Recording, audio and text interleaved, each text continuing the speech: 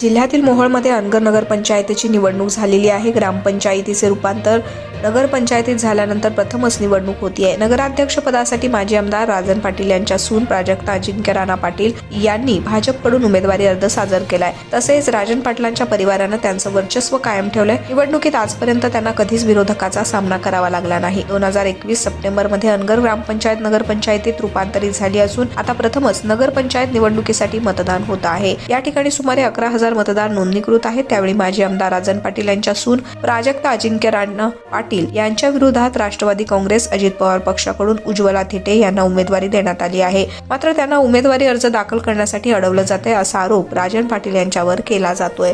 या दरम्यान या प्रकरणावर सुप्रियाताई सुळे यांनी प्रतिक्रिया दिली आहे. त्या म्हणाल्या, हा प्रश्न सत्ताधाऱ्यांना विचारायला पाहिजे. राज्याचे गृहमंत्री आठवड्याला पुण्यात येतात, त्यांना हे विचारायला हवं. हे प्रश्न चिंताजनक आहेत, सशक्त लोकशाहीला घातक आहेत असं देखील त्या यावेळी म्हणाल्या आहेत.